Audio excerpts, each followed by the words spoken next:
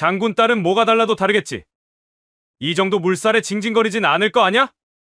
최정혜라는 이름 아래 한 지휘관의 광기가 진실을 짓밟던 절망의 순간 그들이 조롱하던 장군 애비의 나직한 전화 한 통이 사실은 별 3개의 무게로 부패한 심장부를 겨누는 심판의 신호탄이었음을 아무도 알지 못했습니다. 새벽 4시. 세상의 모든 소음이 이슬과 함께 내려앉는 시간.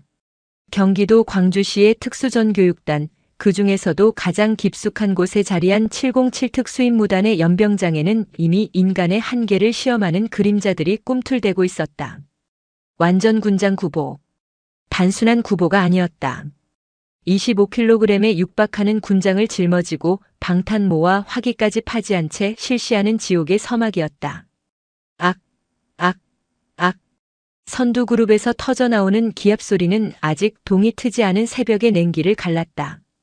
그 중심에 한서연 중위가 있었다. 웬만한 남성 군인들도 혀를 내두르는 이 지옥주에서 그녀는 단 한 번의 흐트러짐도 없이 일정한 보폭과 호흡을 유지하고 있었다. 200m 트랙을 20바퀴째 돌고 있었지만 갓 세수를 마친 사람처럼 그녀의 얼굴은 평온했다. 오직 이마에 맺힌 땀방울과 거친 숨을 내쉴 때마다 피어오르는 하얀 입김만이 그녀 역시 인간임을 증명하고 있었다. 그녀의 뒤를 따르던 마동철 대위의 눈에 불쾌한 빛이 스쳤다. 그는 이 훈련을 주관하는 팀장이자 특수임무단 내에서도 독사로 불리는 인물이었다. 육사 출신의 해외 파병과 각종 대테러 작전 경험까지 갖춘 엘리트. 하지만 그는 자신의 아성에 도전하는 특히 여군이라는 꼬리표를 단 존재를 병적으로 혐오했다. 한서연 중위. 마 대위의 목소리가 연병장에 울렸다. 구보 중인 모든 대원들의 어깨가 움찔했다. 네, 마동철 대위님. 서연은 단 한치의 흔들림도 없는 목소리로 관등 성명을 외쳤다. 군장이 가벼운가 보군. 표정이 아주 소풍이라도 나왔어? 아닙니다. 아니긴 뭐가 아니야. 내년 눈깔엔 여기가 무슨 동네 헬스장으로 보여. 여기가 어딘 줄은 알고 기어들어왔어. 마 대위의 목소리에는 노골적인 경멸이 담겨 있었다. 한서연 중위. 육군사관학교를 우수한 성적으로 졸업하고 보병소대장으로 복무하다 특전부사관 지원 과정이 아닌 장교 신분으로 특수전교육단 위탁교육을 자원한 별종. 심지어 이번 기수 유일한 여군 교육생이었다. 그녀가 이곳 707 특수임무단의 모습을 드러낸 첫날부터 마 대위의 심기는 불편했다. 단지 여군이라는 이유 때문만은 아니었다. 그녀에게서는 어딘지 모르게 자신과 다른 종류의 기품이 느껴졌다. 한 번도 좌절을 겪어보지 않은 듯한 흔들림 없는 눈빛. 그것이 마 대위의 깊은 열등감을 자극했다. 마지막 한 바퀴 선두는 군장 위에 대원 한 명씩 업고 뛴다. 실시. 명백히 한서연을 겨냥한 짓이었다. 건장한 특임단 대원들도 버거워하는 훈련. 여자 혼자서, 그것도 이미 체력이 소진된 상태에서 80kg에 육박하는 동료를 업고 뛴다는 것은 불가능에 가까웠다. 대원들의 시선이 일제히 서연에게로 향했다. 동정 혹은 비웃음이 섞인 시선이었다. 뭘 꾸물거려. 당장 실시 안 해. 마 대위의 고함에 서연은 가장 가까이 있던 김민준 하사의 앞에 등을 보이고 자세를 낮췄다. 김하사는 망설였다. 중위님, 이건 좀 괜찮다. 김하사, 올라와. 서연의 목소리는 차분했다. 김하사는 마지못해 그녀의 등 위로 올라탔다. 서연의 무릎이 순간 휘청였다. 턱끝까지 숨이 차올랐고 어깨를 짓누르는 무게에 온몸의 뼈가 비명을 지르는 듯 했다. 하지만 그녀는 이를 악물었다. 포기하는 모습을 보이는 순간 저 독사 같은 인간이 자신을 어떻게 물어뜯을지 너무나도 잘 알았다. 흡! 짧은 신음과 함께 서연은 땅을 박차고 일어섰다. 한 걸음 한 걸음이 지옥이었다. 폐는 터질 듯했고 다리는 납덩이처럼 무거웠다. 시야가 흐려지고 귀에서는 이명이 울렸다. 그녀의 눈에 들어온 것은 팔짱을 낀 채 자신을 비웃으며 내려다보는 마 대위의 얼굴이었다. 그의 입모양이 똑똑히 읽혔다. 어디 한번 버텨봐, X 같은 년. 그 순간 서연의 머릿속에 한 사람의 얼굴이 스쳐 지나갔다. 늘 무뚝뚝하고 엄했지만 그 누구보다 강인했던 아버지. 대한민국 특수전 사령부의 살아있는 전설. 군인은 무릎으로 울고 가슴으로 일어서는 것이다. 아버지가 입버릇처럼 하던 말이었다. 아버지, 보고 계십니까? 당신의 딸은 여기서 무너지지 않습니다. 서연은 마지막 남은 정신력을 끌어모았다. 그녀의 발걸음이 다시 빨라지기 시작했다. 아니, 빨라지는 것처럼 보였다. 그것은 사력을 다한 몸부림이었다. 그녀의 모습을 지켜보던 대원들의 눈빛이 조금씩 변하기 시작했다. 비웃음은 사라지고 경외에 가까운 무언가가 그 자리를 채웠다. 결승선을 불과 몇 미터 앞두고 결국 서연의 다리가 풀렸다. 그녀는 등에 업고 있던 김하사와 함께 그대로 연병장 바닥으로 고꾸라졌다. 마찰에 쓸린 팔꿈치에서 피가 흘렀다. 정적이 흘렀다. 마 대위는 시익 웃으며 그녀에게 다가왔다. 꼴 좋다.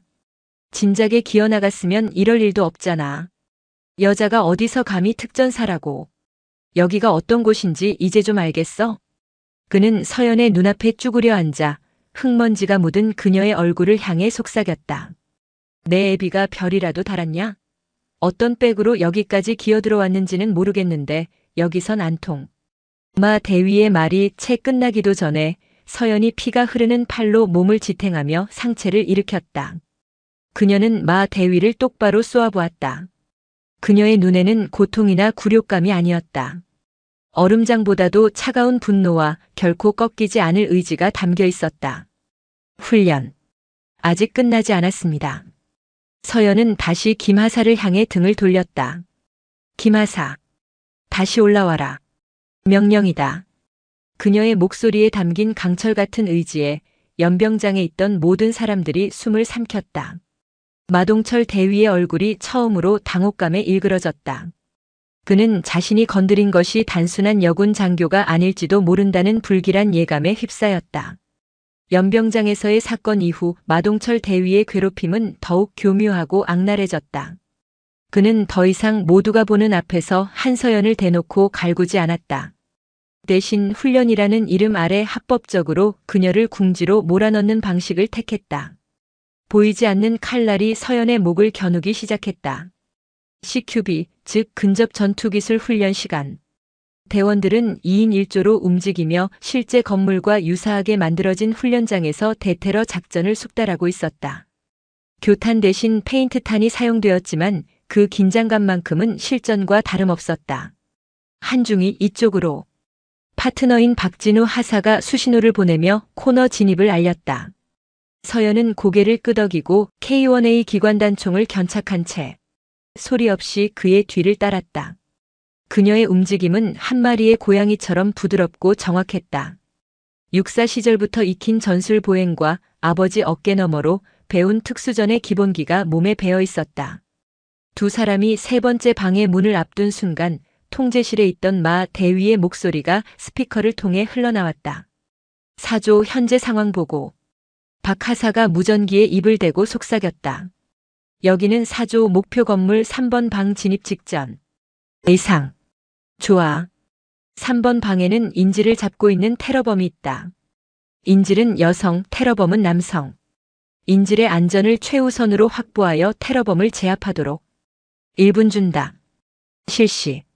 명령이 떨어지자마자 박 하사와 서연은 약속된 플레이대로 움직였다. 박 하사가 문에 폭발물 설치 신용을 하고 서연이 그 뒤를 엄호했다. 폭파 신호와 함께 두 사람은 방 안으로 섬광처럼 쇄도했다. 방 안은 어두웠다. 중앙에는 두 개의 마네킹이 있었다. 하나는 검은 옷을 입고 총을 든 남성 마네킹, 다른 하나는 그 앞에 무릎을 꿇고 있는 여성 마네킹이었다. 하지만 무언가 이상했다. 중위님 조심하십시오. 박 하사가 소리치는 순간 방 구석의 어둠 속에서 또 다른 총구가 불을 뿜었다. 탕! 탕! 페인트탄이 박 하사의 방탄복에 연달아 명중했다. 그는 허탈한 표정으로 자신의 가슴을 내려다보았다.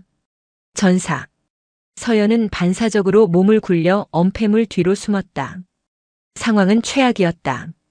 마 대위는 의도적으로 잘못된 정보를 흘린 것이다. 테러범은 한 명이 아니었고 인질의 위치도 달랐다. 이것은 명백한 함정이었다. 크크크. 한서연 중위. 혼자 남았나? 스피커를 통해 마 대위의 비웃음 섞인 목소리가 들려왔다. 내 파트너는 죽었다. 이제 어떡할 거지? 여군답게 울면서 항복이라도 할 건가? 서연은 대답 대신 숨을 골랐다. 그녀는 K1A의 탄창을 확인하고 조정관을 단발에 맞췄다. 분노로 심장이 뛰었지만 머리는 얼음처럼 차가워졌다. 침착해. 저 인간의 의도에 말려들면 끝이야. 그녀는 엄폐물 모서리로 거울을 살짝 내밀어 방 안의 상황을 살폈다. 테러범 마네킹은 총 3개.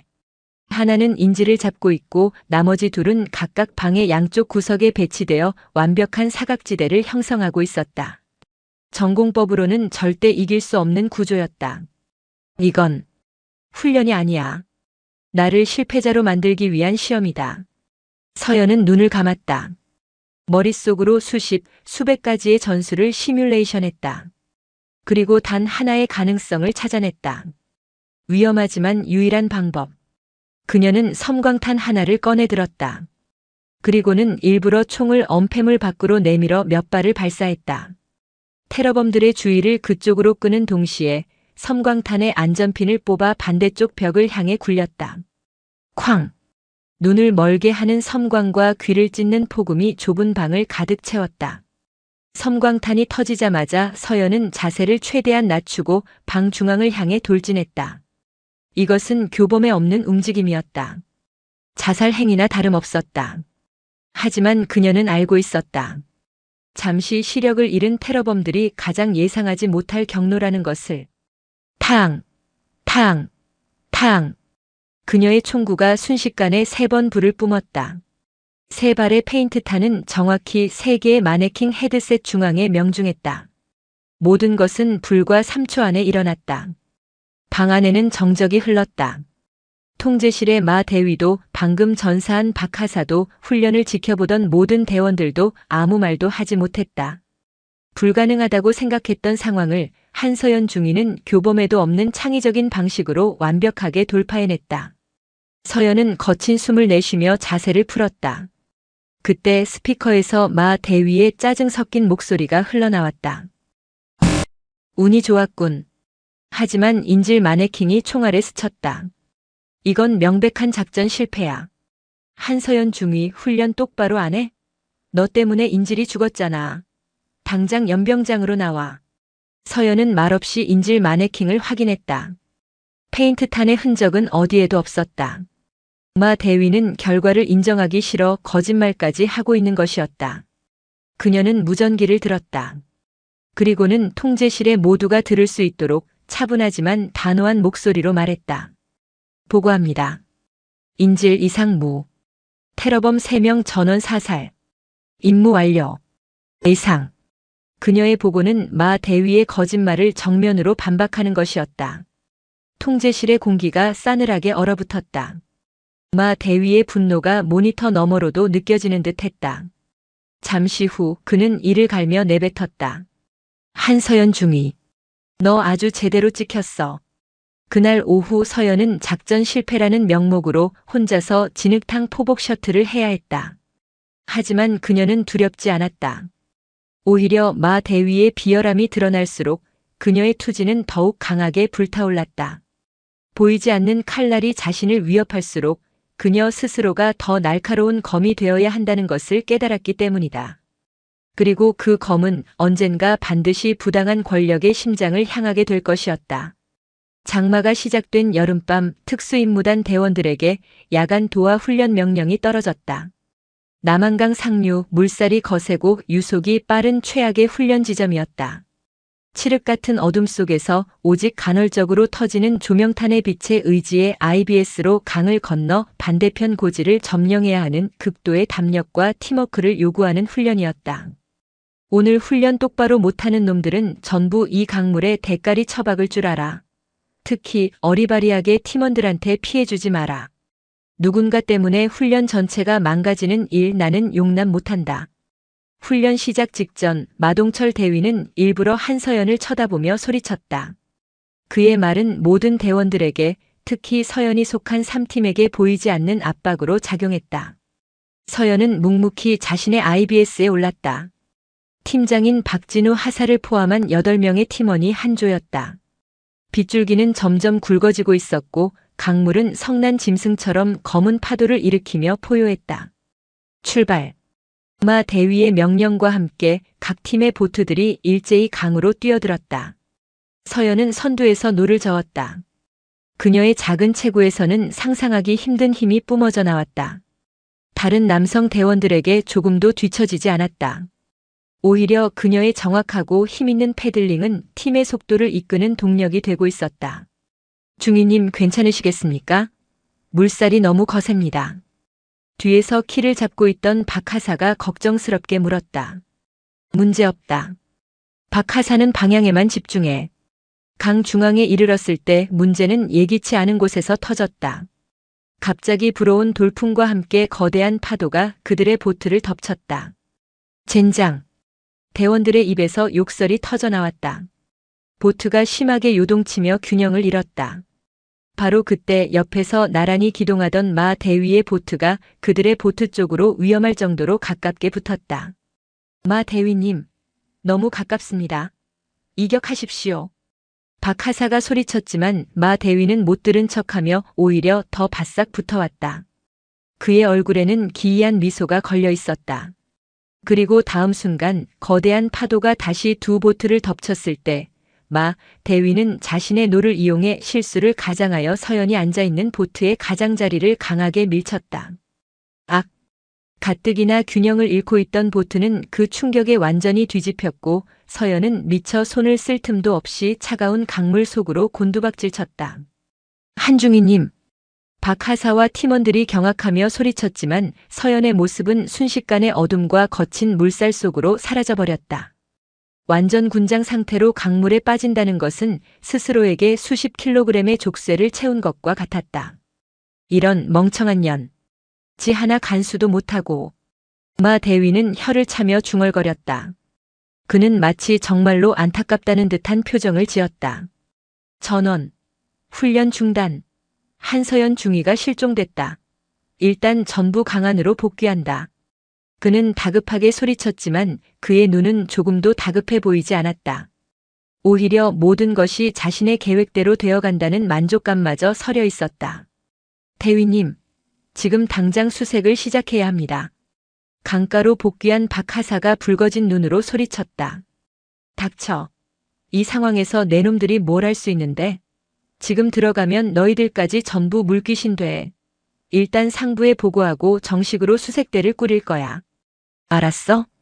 마 대위는 박하사의 멱살을 잡고 위협적으로 말했다. 그의 논리는 그럴듯했다. 하지만 박하사는 알고 있었다. 지금 이 순간 1분 1초가 한중위의 생사를 가를 골든타임이라는 것을. 그리고 마 대위가 그 시간을 의도적으로 지연시키고 있다는 것을. 장군 딸은 뭐가 달라도 다르겠지? 이 정도 물살에 징징거리진 않을 거 아냐? 물에 빠지기 직전 서연의 귓가를 스쳤던 마 대위의 나지막한 목소리가 떠올랐다. 그것은 질문이 아니었다. 명백한 사리가 담긴 속삭임이었다. 차가운 강물 속에서 서연은 필사적으로 몸부림쳤다. 하지만 무거운 군장은 그녀의 몸을 계속해서 강바닥으로 끌어당겼다. 폐 속의 공기가 빠르게 사라지고 팔다리의 감각이 점점 무뎌져 갔다. 시야는 온통 검은 물뿐이었고 귀에는 자신의 심장 소리와 거친 물소리 외에는 아무것도 들리지 않았다. 이대로 죽는 건가? 의식이 흐려지기 시작했다. 아버지의 얼굴, 어머니의 얼굴이 차례로 스쳐 지나갔다. 두 분의 자랑스러운 딸이 되고 싶었는데 결국 이렇게 허무하게 끝나는구나. 모든 것을 포기하려던 바로 그 순간 그녀의 손끝에 단단하고 차가운 무언가가 만져졌다. 강바닥의 바위였다. 그녀는 마지막 남은 본능으로 바위를 움켜쥐었다. 그리고는 온 힘을 다해 군장의 비상 해체 손잡이를 잡아당겼다. 푸식하는 소리와 함께 그녀를 짓누르던 군장이 분리되어 강물 속으로 가라앉았다. 몸이 가벼워졌지만 이미 너무 많은 체력을 소모한 상태였다. 그녀는 간신히 수면 위로 머리를 내밀어 숨을 들이켰지만 거친 물살은 그녀를 계속해서 하류로 떠내려 보냈다. 어둠 속에서 그녀가 마지막으로 본 것은 강가에서 분주하게 움직이는 동료들의 모습이 아니었다. 자신을 향해 등을 돌린 채 무언가를 지시하고 있는 마동철 대위의 실루엣이었다. 그는 그녀를 구할 생각이 전혀 없었다. 마동철, 개자식. 서연은 이를 갈며 욕설을 내뱉었다. 그리고 다시 정신을 잃었다. 그녀의 몸은 나뭇잎처럼 칠흑 같은 남한강의 거친 물살에 실려 정처 없이 떠내려가고 있었다. 같은 시각 서울 이천의 특수전 사령부 사령관실. 대한민국 육군 중장 한민혁은 창밖을 바라보며 깊은 생각에 잠겨 있었다. 며칠째 계속되는 비 때문에 마음이 스산했다. 유독 오늘따라 광주에 있는 딸의 얼굴이 눈앞에 어른거렸다. 그는 불길한 예감을 떨치려는 듯 조용히 수화기를 들었다. 서울시에 위치한 대한민국 특수전 사령부. 검은 베레의 요람이자 안 되면 되게 하라는 신조가 살아 숨쉬는 심장부. 그곳의 가장 높은 곳, 사령관실의 공기는 유독 무겁게 가라앉아 있었다. 육군 중장 한민혁, 특수전 사령관. 그의 책상 위에는 이제 막 올라온 따끈한 보고서 한 장이 놓여 있었다. 707 특수임무단 야간 도하 훈련 중 교육생 실종 사고 보고. 그는 보고서를 읽지 않았다. 아니, 읽을 수가 없었다. 보고서의 제목에 박힌 이름 중위 한서연. 그 세 글자가 그의 심장을 얼어붙게 만들었다. 그는 창밖으로 시선을 돌렸다. 밤새 내리던 비는 멎었지만 하늘은 여전히 잿빛이었다. 마치 곧 거대한 폭풍이라도 몰고 올 것처럼. 어젯밤 그는 불길한 예감에 잠을 설쳤다. 이유를 알 수 없는 불안감이 그의 온몸을 올감했다. 결국 그는 야심한 시각에 딸에게 전화를 걸었다. 신호는 갔지만 딸은 받지 않았다. 훈련 중이겠거니 애써 스스로를 다독였지만 불안감은 쉬이 가시지 않았다. 그리고 오늘 아침 그의 불안은 차가운 활자가 되어 눈앞에 나타났다. 사령관님. 부관인 최진호 소령이 조심스럽게 그의 곁으로 다가왔다. 707 단장과 통화 연결되어 있습니다. 한민혁은 말없이 수화기를 들었다. 그의 얼굴은 감정을 읽을 수 없는 가면처럼 굳어 있었다. 단결. 사령관님. 707 단장입니다. 수화기 너머로 긴장한 기색이 역력한 목소리가 들려왔다. 보고는 받았다. 현재 상황은? 한민혁의 목소리는 강철처럼 차가웠다. 송구스럽습니다, 사령관님. 현재 가용 가능한 모든 병력을 동원하여 남한강 일대를 수색 중입니다. 하지만 유속이 빠르고 시계가 좋지 않아 아직 사고 경위를 상세히 보고하도록. 예, 사령관님. 어젯밤 야간 도하 훈련 중 기상 악화로 한서연 중위가 탑승한 IBS가 전복되었습니다. 함께 탑승했던 팀원들은 전원 구조되었으나 한중위만 미처 빠져나오지 못하고 급류에 휩쓸린 것으로. 현장 지휘관의 보고에 따르면 한중위가 팀의 선두에서 의욕적으로 패들링을 하다가 갑작스러운 돌풍의 균형을 잃은 것이 주된 원인으로 파악되고 있습니다. 의욕적으로. 균형을 잃은. 단어 하나하나가 한민혁의 신경을 날카롭게 후벼 팠다. 그는 자신의 딸을 누구보다 잘 알았다. 서연은 의욕이 앞서 평정심을 잃는 아이가 아니었다. 오히려 그 반대였다. 어떤 상황에서도 냉철함을 유지하는 것, 그것이 자신이 딸에게 평생에 걸쳐 가르친 군인의 제일 덕목이었다. 현장 지휘관이 누구지? 마동철 대위입니다. 육사 출신의 능력도 출중하고 대원들 통솔 능력도 뛰어난. 그만. 한민혁은 단장의 말을 잘랐다. 더 들을 필요가 없었다. 보고서의 행간, 단장의 목소리에 숨겨진 미세한 떨림, 그리고 아버지로서의 직감. 이 모든 것이 하나의 진실을 가리키고 있었다. 이것은 단순한 사고가 아니다. 최소령. 그가 수화기를 내려놓으며 부관을 불렀다. 네, 사령관님. 특전사 군사경찰대대장 연결해. 최소령의 얼굴에 미미한 놀라움이 스쳤다. 단위 부대의 훈련 사고에 사령관이 직접 군사경찰대장을 챙기는 것은 극히 이례적인 일이었다. 하지만 그는 아무것도 묻지 않고 즉시 전화를 연결했다. 단결. 군사경찰대대장 김성훈 중령입니다. 나 사령관이다. 예, 사령관님. 분부만 내리십시오. 한민혁은 잠시 말을 멈추고 숨을 골랐다. 지금부터 그가 내리는 명령은 공식적인 명령이 될 수도 아닐 수도 있었다. 사령관으로서의 권한을 남용하는 월권 행위로 비칠 수도 있었다. 하지만 그는 상관없었다. 지금 그는 대한민국 육군 중장이기 이전에 딸의 생사가 걸린 한 명의 아버지였다. 김중령, 자네 수사과에 쓸만한 친구 하나 있나? 입은 무겁고 눈은 날카로운 놈으로. 말씀이십니까? 707단에서 훈련 사고가 있었다. 내 딸 아이가 실종됐다. 그의 목소리가 처음으로 희미하게 떨렸다. 단위 부대에서 자체적으로 조사하겠지만 아무래도 마음이 놓이지 않는군. 자네 수사과장. 김태성 소령이었나? 그 친구 지금 당장 707단으로 보내. 공식적인 파견이 아니야. 현장 조사를 지원하고 협조하는 형태로 보내. 가서 사고 현장의 모든 것을 아주 사소한 것 하나까지 전부 자기 눈으로 직접 확인하고 나에게만 보고하라고 전해. 이것은 명령이 아니야. 자네에게 아비로서 부탁하는 거다. 김성훈 중령은 순간 숨을 삼켰다. 명령보다 더 무서운 부탁이었다. 사령관의 눈과 귀가 되어 그의 칼이 되어달라는 의미였다. 알겠습니다, 사령관님. 제 목을 걸고 김태성 소령에게 임무 전달하겠습니다. 전화가 끊기고 한민혁은 다시 창가로 다가섰다. 그의 눈은 잿빛 하늘 너머 검은 강물이 흐르는 광주의 어느 지점을 향하고 있었다. 그의 직감은 수십 년간 생사를 넘나드는 전장을 거치며 단련된 것이었다. 그리고 그 직감은 단 한 번도 틀린 적이 없었다. 서연아, 아빠가 간다.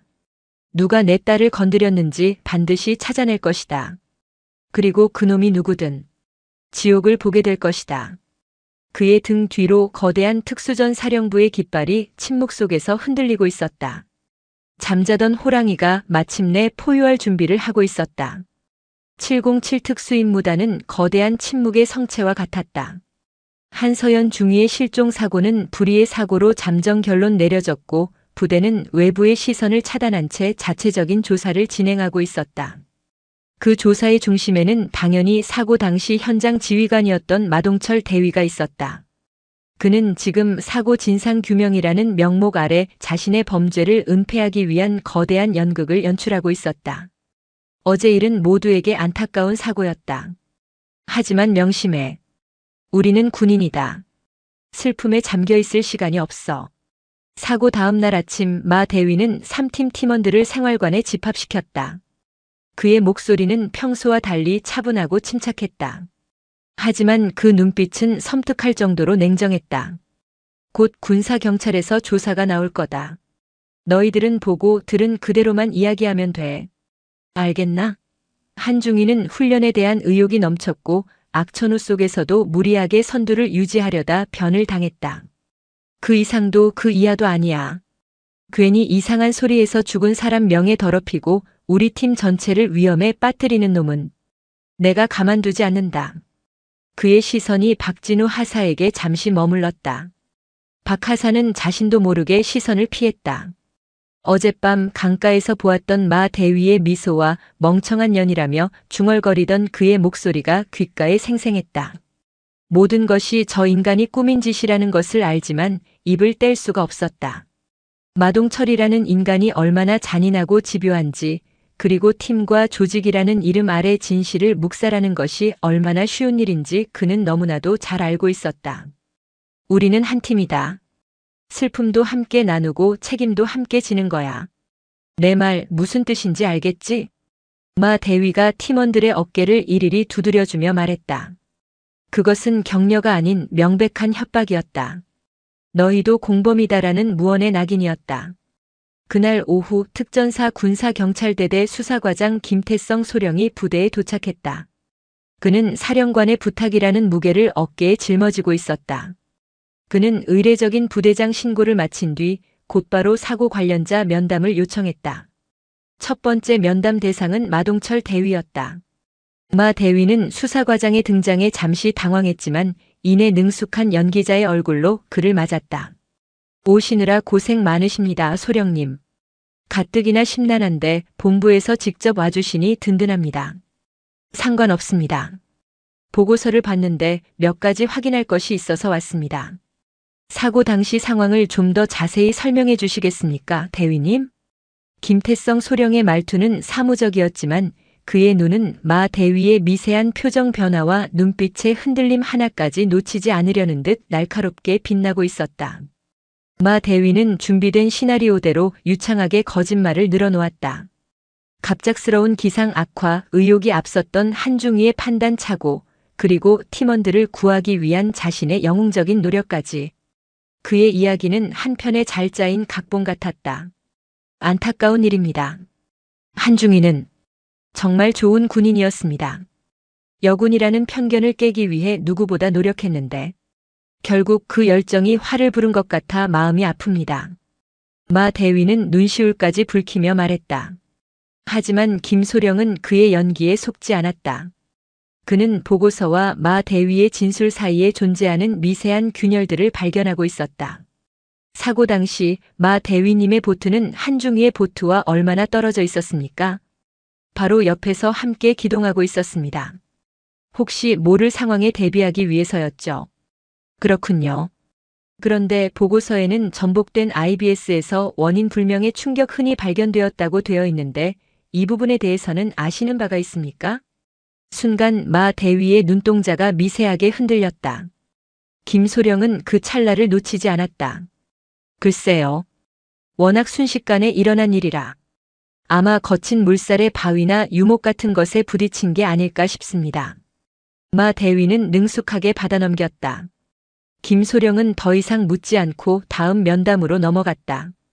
그는 3팀 팀원들을 한 명씩 개별적으로 면담했다. 그들의 대답은 놀라울 정도로 일치했다. 마치 한 사람이 쓴 답안지를 보고 베낀 것처럼 마 대위가 말한 진실에서 단 한치도 벗어나지 않았다. 하지만 김소령은 그들의 눈 속에서 공통된 감정을 읽었다. 두려움. 그들은 진실을 말하는 것을 두려워하고 있었다. 특히 박진우 하사의 차례가 되었을 때 김소령은 그가 이 침묵의 벽을 무너뜨릴 유일한 열쇠임을 직감했다. 박 하사. 많이 힘들겠군. 눈앞에서 동료를 잃었으니. 김소령은 일부러 부드러운 목소리로 말을 건넸다. 괜찮습니다. 정말 괜찮나? 내가 보기엔 안 괜찮아 보이는데. 뭔가 하고 싶은 말이 있는데 하지 못하는 사람처럼 보여.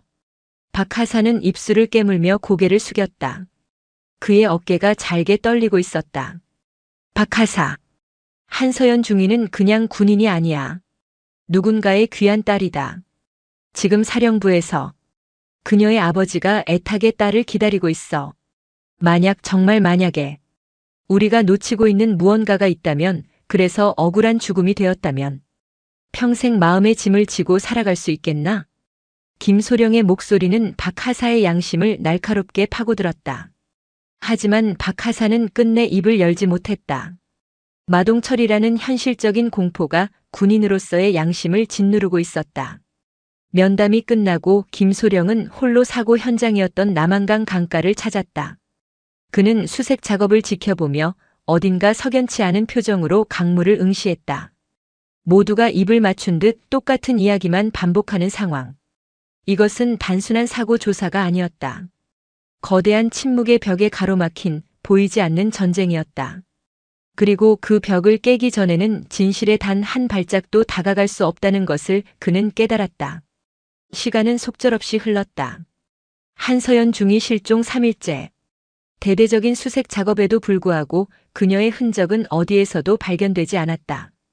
군 내부에서는 사실상 사망으로 잠정 결론 내리는 분위기였다.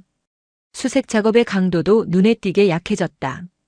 이제는 시신이라도 찾아야 한다는 의무감만이 현장을 셔틀처럼 맴돌 뿐이었다. 마동철 대위는 완벽한 승리를 눈앞에 두고 있었다.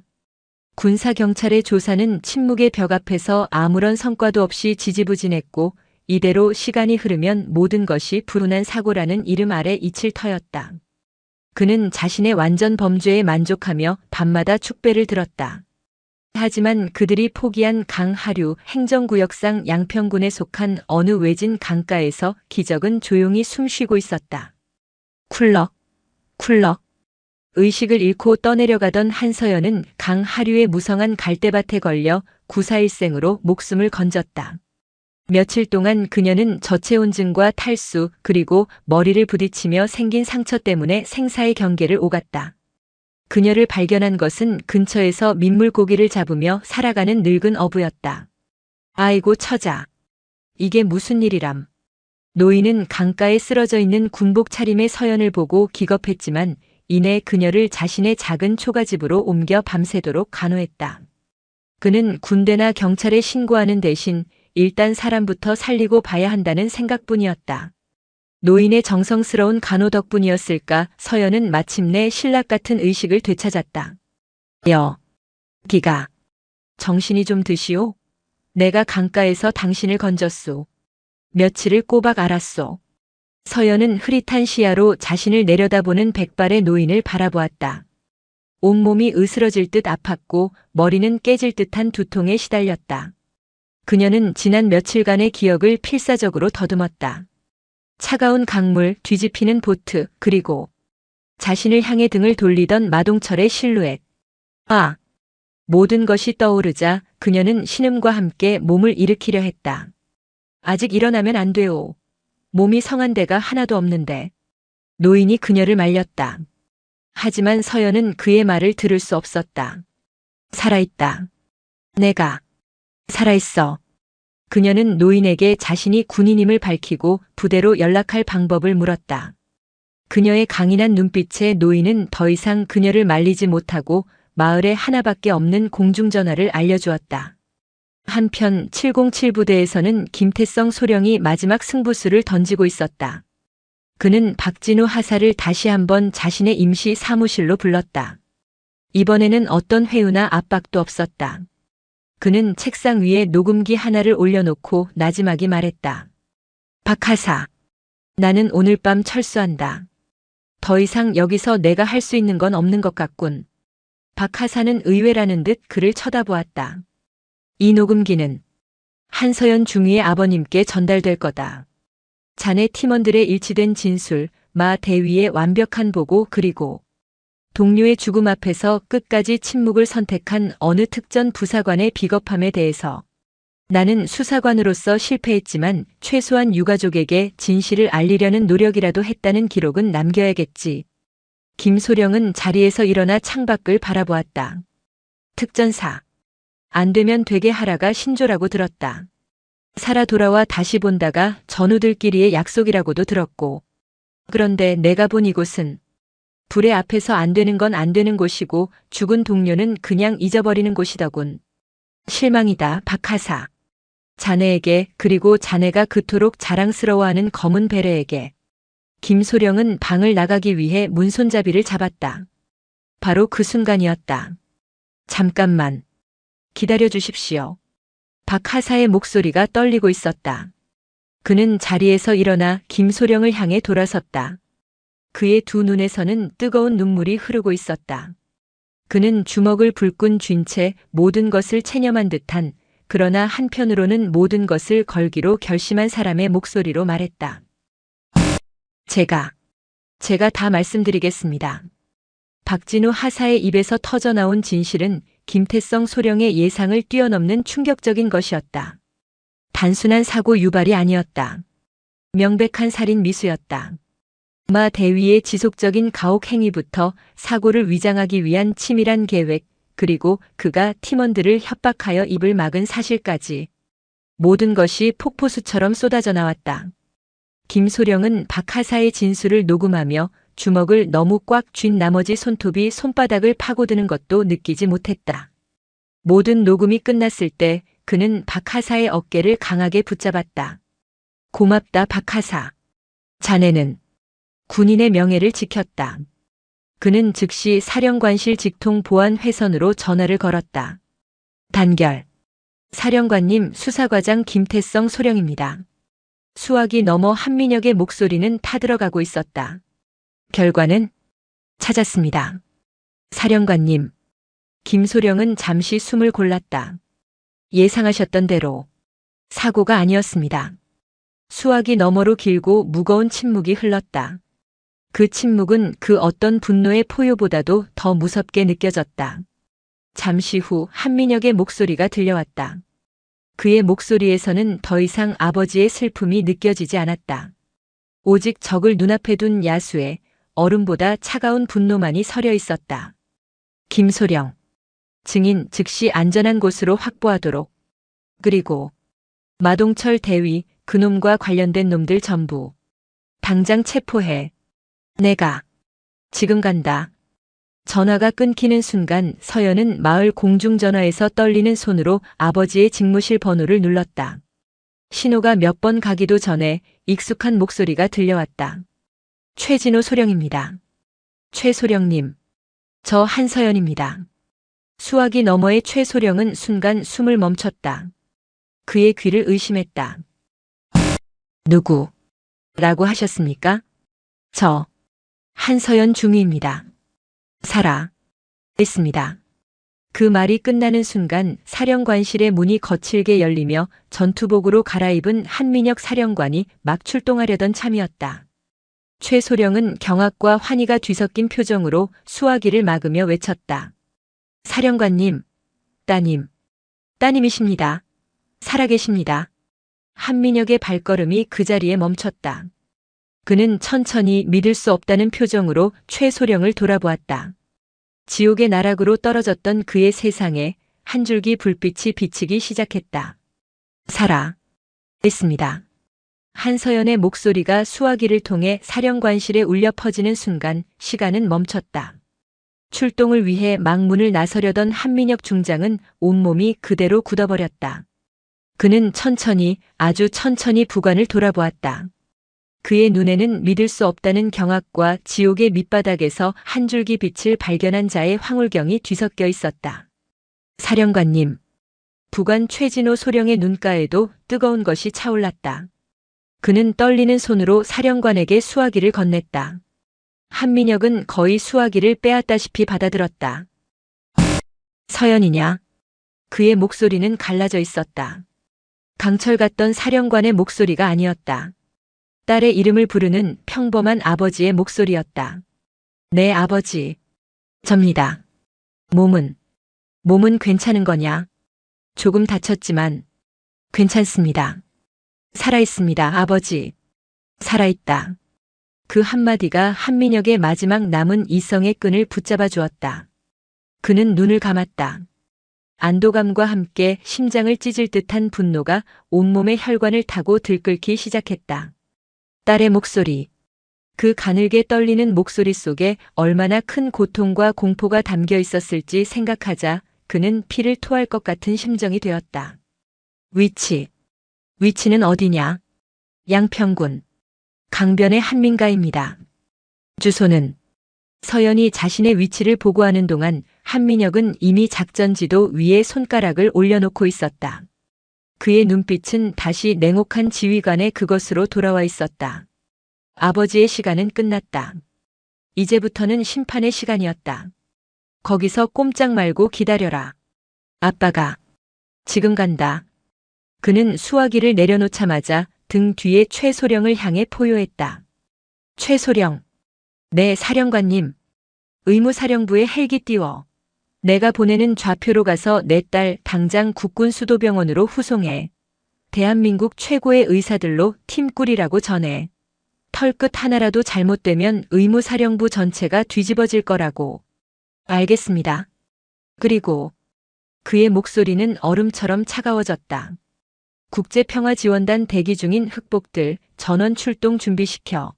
군사경찰 특임대도 전부 깨워. 5분 준다. 5분 안에 무장 마치고 연병장으로 집합시켜. 흑복. 국제평화지원단 예하의 대테러 부대로 707과 어깨를 나란히 하는 특전사의 최정의 카드였다. 사령관 직속 부대나 다름없는 그들이 움직인다는 것은 사실상 전쟁을 선포하는 것과 같았다.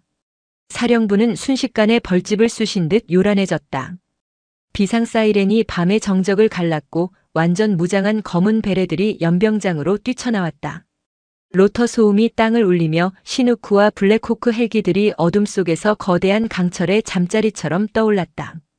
한민혁은 직접 전투복으로 갈아입고 방탄조끼까지 착용했다. 그의 허리에는 KO 권총이 결속되어 있었다. 그는 자신의 딸을 해친 자들을 직접 자신의 눈으로 확인하고 그 숨통을 끊어놓을 작정이었다. 어둠이 내려앉은 707 특수임무단 영내. 마동철 대위는 자신의 사무실에서 위스키를 마시며 승리를 자축하고 있었다. 모든 것이 완벽했다. 시체 없는 살인, 증거 없는 범죄. 그는 곧 이 비극적인 사고를 슬기롭게 수습한 유능한 지휘관으로 포장될 것이고 어쩌면 훈장까지 받게 될지도 모른다고 생각했다. 바로 그 순간이었다. 쾅! 지축을 울리는 굉음과 함께 사무실 창문이 통째로 뜯겨져 나가며 검은 복면을 쓴 괴한들이 쏟아져 들어왔다. 동시에 사무실 문은 거대한 파성추에 의해 종이장처럼 구겨지며 박살났다. 움직이면 쏜다. 손머리 위로 올려. 마 대위는 무슨 일이 일어났는지 파악하기도 전에 이미 수십 개의 K1A 총구에 포위된 상태였다. 그의 이마에는 차가운 레이저 포인트가 조준되어 있었다. 뭐야 너희들. 그가 술기운의 고함을 치려던 순간 박살난 문 밖에서 익숙한 얼굴이 걸어 들어왔다. 군사경찰 수사과장 김태성 소령이었다. 그의 뒤로는 군사경찰 특임대원들이 살기등등한 기세로 서 있었다. 김소령은 경멸이 가득한 눈으로 마 대위를 내려다보며 차갑게 말했다. 마동철 대위. 귀관을 직권 남용, 가혹행위 그리고 살인미수 혐의로 긴급 체포한다. 무슨. 마 대위의 얼굴이 새하얗게 질렸다. 하지만 그에게 더 이상 변명할 시간은 주어지지 않았다. 특임대원들이 달려들어 그를 바닥에 내리꽂고 등 뒤로 수갑을 채웠다. 그의 입에서는 비명 같은 신음이 터져 나왔다. 비슷한 시각 부대 내의 모든 주요 시설과 간부 숙소가 이미 흑복들에게 완벽하게 장악된 상태였다. 저항은 없었다. 아니, 저항할 수조차 없었다. 그들의 작전은 소리 없는 번개와도 같았다. 부대 전체가 마비되는 데는 채 10분도 걸리지 않았다. 모든 상황이 종료되었을 때 밤하늘을 찢는 거대한 굉음과 함께 2대의 블랙호크 헬기가 연병장 중앙에 착륙했다. 그중 한 대의 동체에는 대한민국 육군 중장을 상징하는 별 3개의 삼정이 선명하게 빛나고 있었다. 헬기의 문이 열리고 한민혁 사령관이 땅으로 내려섰다. 그의 등장은 그 자체만으로도 압도적인 위압감을 뿜어냈다. 연병장에 도열해 있던 모든 특전사 대원들과 군사 경찰들이 그를 향해 칼 같은 거수 경례를 올렸다. 단결. 한민혁은 경례를 받는 둥 마는 둥 곧장 김태성 소령에게 걸어갔다. 놈은 어디 있나? 김소령은 턱짓으로 무릎 꿇린 채 끌려 나오는 마동철 대위를 가리켰다. 한민혁은 천천히 그에게 다가갔다. 그의 군화가 연병장의 흙을 밟는 소리는 마치 사형 집행인의 발소리처럼 무겁게 울려 퍼졌다. 그는 마침내 마 대위의 앞에 멈춰섰다. 그리고는 아무 말 없이 지옥의 밑바닥보다도 더 깊고 어두운 눈으로 그를 내려다보았다. 공포에 질려 바들바들 떨고 있는 마 대위의 눈에 자신의 딸이 겪었을 고통과 공포가 어른거렸다. 백호가 강림했다. 이제 남은 것은 먹잇감의 숨통을 끊는 일뿐이었다. 특수전 사령관의 강림은 707 특수임무단에 떨어진 핵폭탄과도 같았다. 부대는 발칵 뒤집혔고 지휘계통은 순식간에 마비되었다. 한민혁은 부대장과 주임원사를 포함한 지휘부를 전부 직위해제시키고 사령부에서 급파된 감찰팀에게 부대의 모든 것을 샅샅이 뒤질 것을 명령했다. 이 부대에서 벌어진 모든 부조리와 비리를 먼지 한 톨까지 전부 찾아내. 지휘고하를 막론하고 관련된 놈들은 전부 군복벗을 각오해야 할 거야. 사령관의 서슬 퍼런 명령에 감찰팀은 이잡듯 부대를 파헤치기 시작했다. 마동철 대위의 폭행과 가혹행위는 빙산의 일각에 불과했다. 그의 비호 아래 이루어진 선임들의 후임 갈취, 군수품 횡령, 심지어는 훈련 성과를 조작하여 상부에 허위 보고를 한 사실까지 부패의 고름이 줄줄이 터져나왔다. 침묵의 벽 뒤에 숨어있던 추악한 진실들이 백일하에 드러나는 순간이었다. 진실을 알고도 묵인했던 자, 불의에 동조했던 자, 자신의 안위를 위해 눈 감았던 자들 모두가 침묵의 대가를 혹독하게 치르게 되었다. 같은 시각 특전사 군사경찰대대 취조실. 마동철 대위는 완전히 무너져 있었다. 그는 처음에는 뻔뻔하게 자신의 혐의를 전면 부인했다. 사고였을 뿐이며 자신은 아무것도 모른다고 발뺌했다. 제가 왜 이런 대접을 받아야 합니까? 저는 부대를 위해 헌신한 죄밖에 없습니다. 하지만 김태성 소령이 박진우 하사의 진술이 담긴 녹음 파일을 재생하자 그의 얼굴은 급격히 잿빛으로 변했다. 제가 다 말씀드리겠습니다. 마 대위님은 처음부터 한중희님을 박 하사의 떨리는 목소리가 취조실을 가득 메웠다. 마 대위는 더 이상 버틸 수 없었다.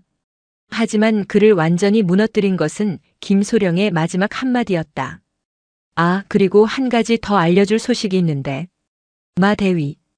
김소령은 서류를 뒤적이며 무심하게 말했다. 자네가 죽이려 했던 한서연 중위. 살아 돌아왔다. 지금 국군 수도병원에서 치료받고 있어. 곧 자네와 직접 대면하게 될 거야. 아주 건강한 모습으로. 마 대위의 눈이 경악으로 튀어나올 듯 커졌다. 살아있다니. 죽었어야 할 그년이 살아있다니. 그것은 그의 마지막 방어선이 무너져 내리는 소리였다. 그는 결국 모든 것을 자백하기 시작했다. 자신의 열등감, 한서연에 대한 증오, 그리고 그녀를 제거하기 위한 자신의 치밀하고도 비열했던 계획까지. 국군 수도병원 1인실. 서연은 링거를 맞으며 조용히 창밖을 보고 있었다. 며칠 만에 마주한 문명의 불빛이 낯설게 느껴졌다. 그녀의 몸에는 타박상과 열상이 가득했고 정신은 아직도 그날 밤의 악몽에서 완전히 벗어나지 못하고 있었다. 똑똑. 노크 소리와 함께 문이 열리고 한민혁이 안으로 들어왔다. 그는 전투복을 벗고 평범한 아버지의 모습으로 돌아와 있었다. 그의 손에는 서연이 어릴 적 좋아했던 딸기 케이크가 들려 있었다. 몸은 좀 어떠냐? 괜찮아요, 아버지. 두 사람 사이에는 어색한 침묵이 흘렀다. 한민혁은 평생을 군인으로 살아온 사람이었다. 딸에게 다정한 말을 건네는 법을 배우지 못했다. 그는 그저 셔틀처럼 딸의 침대 옆에 앉아 깎은 사과를 건넬 뿐이었다. 먹어라. 서연은 말없이 사과를 받아들었다. 그때 그녀의 눈에 아버지의 손이 들어왔다. 늘 강하고 굳건하기만 했던 아버지의 손. 그 손이 미세하게 떨리고 있었다. 서연은 그제야 깨달았다. 저 강철 같은 사람도 자신의 딸이 죽음의 문턱에서 돌아왔다는 사실에 얼마나 큰 충격을 받았는지를. 아버지. 서연의 목소리가 잠겨 있었다. 죄송해요. 걱정 끼쳐드려서. 한민혁은 아무 말 없이 그저 딸의 머리를 거친 손으로 쓰다듬어 주었다. 그의 눈시울이 붉게 물들어 있었다. 아니다. 내가 미안하다. 그런 늑대 소굴에 너 혼자 보낸. 내가 죄인이다. 부녀는 한참 동안 아무 말도 하지 않았다. 하지만 그 침묵 속에서 그들은 세상 그 어떤 말보다도 더 깊은 사랑과 신뢰를 확인하고 있었다. 며칠 후 몸을 추스른 서연은 군사경찰의 방문을 받았다. 그녀는 김태성 소령에게 자신이 겪었던 모든 일들을 차분하고 정확하게 진술했다. 그녀의 진술은 마동철의 범죄를 입증하는 마지막 퍼즐 조각이었다. 모든 조사가 끝나고 군 검찰은 마동철 대위를 포함한 관련자 전원을 구속 기소했다. 대한민국 군 역사상 최악의 지휘관 범죄 사건으로 기록될 길고 지루한 법정 싸움의 서막이었다. 계룡대 고등군사법원. 대한민국 군의 모든 정의가 집결되고 심판이 이루어지는 곳.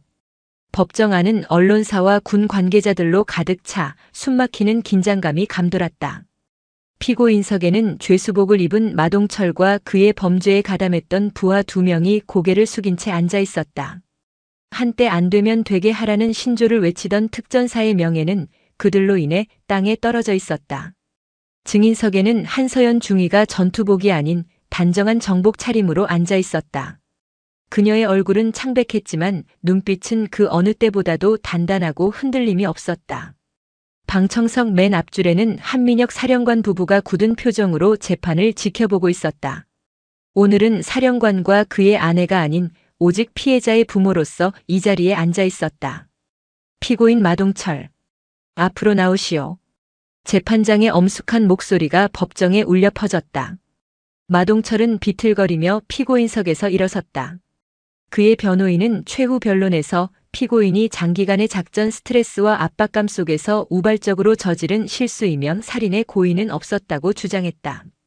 또한 피해자인 한서연 중위가 상관의 지시에 불응하는 등 일부 원인을 제공했다고까지 변론했다. 그때 침묵을 지키고 있던 한서연이 자리에서 일어나 재판장을 향해 말했다. 재판장님, 발언을 허락해 주신다면 피고인에게 한 가지만 묻고 싶습니다. 재판장은 잠시 고민하다 고개를 끄덕였다. 서연은 천천히 돌아서서 피고인석의 마동철을 똑바로 응시했다. 마동철 대위, 당신은 그날 밤 강물에 빠진 나를 보며 미소 짓고 있었지. 그리고 내게 물었어. 내 애비가 장군이냐고. 법정 안이 술렁였다. 지금 이 자리에서 다시 한번 묻겠다. 만약 내 아버지가 정말 평범한 분이셨다면, 그래서 내가 그날 밤 강물 속에서 그대로 죽었다면, 당신은 지금 이 자리에서 지금과 같은 변명을 하고 있었을까? 아니, 애초에 당신의 범죄가 세상에 알려지기나 했을까? 그녀의 목소리는 작았지만 법정 안의 모든 사람들의 심장을 꿰뚫는 힘이 있었다. 당신이 저지른 죄는 단순히 한 명의 부하를 죽이려 한 것만이 아니야. 당신은 군복의 명예를 더럽혔고 계급이라는 이름 뒤에 숨어 진실을 은폐하려 했으며 힘없는 약자는 얼마든지 짓밟아도 된다는 군대 내 최악의 적폐를 그대로 보여줬다. 당신이 받아야 할 벌은 단순히 한 개인에 대한 처벌이 아니라 이 땅의 모든 마동철들에게 보내는 준엄한 경고가 되어야만 한다. 서연의 말이 끝나자 법정 안에는 무거운 정적이 흘렀다. 마동철은 아무런 대답도 하지 못했다. 그는 그저 고개를 숙인 채 자신의 발끝만 내려다볼 뿐이었다. 최종 판결의 시간이 다가왔다. 판결을 선고한다. 재판장이 판결문을 읽어 내려가기 시작했다. 주 피고인 마동철, 전 육군 대위. 피고인은 상관으로서 부하의 생명을 보호해야 할 의무를 저버리고 개인적인 증오심과 뒤틀린 권력 욕으로 부하를 살해하려 한 죄가 인정된다. 또한 상습적인 폭행과 가혹행위, 직권남용, 허위보고 등 군인으로서 저지를 수 있는 가장 추악한 범죄들을 저질렀음이 명백하다. 이에 본 재판부는 피고인을 우리 군과 사회로부터 영원히 격리시키는 것이 마땅하다고 판단한다. 재판장은 잠시 숨을 고르고 마지막 주문을 외쳤다. 주문. 피고인 마동철을 무기징역에 처한다. 무기징역. 법정 최고형이었다. 마동철의 몸이 축 늘어지며 그대로 주저앉았다. 그의 범죄에 가담했던 부하들에게도 각각 징역 15년과 12년이라는 중형이 선고되었다. 재판이 끝나고 죄수들이 헌병들에게 끌려나갔다. 그들의 비참한 퇴장은 불의한 권력의 끝이 얼마나 허무하고 초라한지를 보여주는 역사의 한 장면으로 기록되었다. 재판이 끝난 후 박진우 하사가 서연에게 다가왔다. 그는 이번 재판의 결정적인 증인이었지만 초기 은폐에 가담했다는 이유로 감봉 3개월의 징계를 받은 상태였다. 중위님, 죄송합니다. 서연은 말없이 그의 어깨를 두드려 주었다. 자네의 용기 덕분에 진실이 밝혀졌다. 고맙다, 박하사. 자네는 진정한 특전사였다. 두 사람은 말없이 서로를 향해 거수경례를 했다. 그것은 계급을 넘어선 진정한 전우애의 표시였다. 시간이 흘러 군을 뒤흔들었던 마동철 게이트는 서서히 사람들의 기억 속에서 잊혀갔다. 707 특수임무단은 지휘부 전원이 교체되고 부대 창설 이래 가장 강도 높은 조직 쇄신을 겪으며 조금씩 안정을 되찾아가고 있었다. 한서연 중위는 길었던 병원 치료와 심리 상담을 마치고 마침내 부대로 복귀할 준비를 하고 있었다. 그녀의 몸과 마음에는 쉽게 지워지지 않을 흉터가 남았지만 그녀는 더 이상 과거에 얽매이지 않았다. 그 흉터는 그녀에게 패배의 상징이 아닌 불의와 싸워 이겨낸 승리의 훈장이었다. 모두가 그녀의 다음 행보를 주목했다. 특전사령관의 딸, 그리고 군 전체를 뒤흔든 사건의 중심인물. 이제 그녀가 원한다면 사령부의 가장 편하고 안전한 자리로 가서 엘리트 코스를 밟을 수 있었다. 아버지인 한민혁 사령관 역시 더 이상 딸이 위험한 곳에서 고통받는 것을 원치 않았다. 서연아. 사령관 집무실에서 한민혁은 아버지의 목소리로 딸을 불렀다. 이제 됐다. 너는 할 만큼 했어. 사령부 정책실에 내 자리를 마련해 두었다. 이제는 아비 곁에서 좀 편하게 군 생활해도 괜찮다. 그것은 딸의 미래를 걱정하는 아버지의 진심 어린 제안이었다. 하지만 서연은 조용히 고개를 저었다. 아버지, 제게는 아직 완수하지 못한 임무가 있습니다. 그녀는 자리에서 일어나 아버지를 향해 섰다.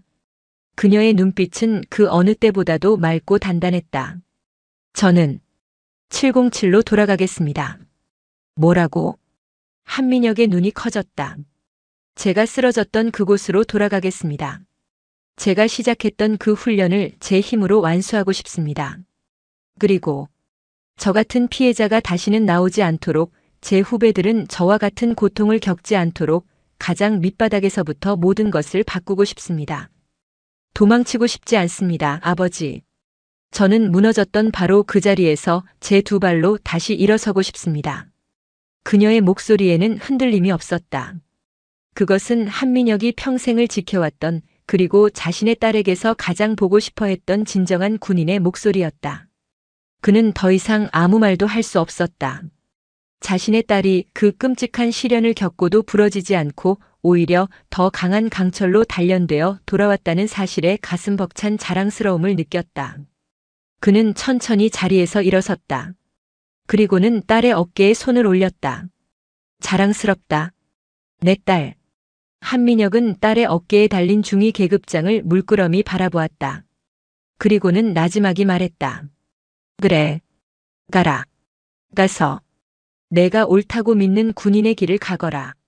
하지만 이것만은 기억해라. 너는 혼자가 아니다. 내 뒤에는 언제나 내가 서 있을 것이다. 몇 주 후 다시 돌아온 707 특수임무단의 야간 도하 훈련장. 한서연 중위는 구준비가 내리는 남한강의 강가에 서 있었다. 모든 것이 그날 밤과 같았지만 그녀의 곁에 있는 전우들의 얼굴은 달랐고 부대의 공기 또한 달라져 있었다. 출발. 새로운 팀장의 명령에 그녀는 망설임 없이 IBS에 몸을 실었다. 그리고 힘차게 노를 젓기 시작했다. 그녀의 얼굴에는 두려움 대신 모든 것을 이겨낸 자의 평온한 미소가 감돌고 있었다. 어둠 속의 강을 가르며 나아가는 그녀의 등 뒤로 멀리 계룡대의 불빛이 마치 하늘의 별처럼 아스라이 빛나고 있었다. 그녀의 어깨에 새겨진 흉터는 아직 희미하게 남아 있었지만 그녀는 이제 알고 있었다. 그 흉터야말로 자신을 진짜 별을 향해 나아가게 할 가장 강력한 힘이 될 것이라는 것을. 새로운 시대의 새벽이 가장 낮은 곳에서부터 가장 강인한 한 명의 군인과 함께 밝아오고 있었다. 오늘 사연 모음집의 이야기 어떠셨나요? 구독과 좋아요, 그리고 당신은 어디서 보고 계신지 댓글로 남겨주세요. 여러분의 응원이 사연 모음집에는 큰 힘이 됩니다. 감사합니다.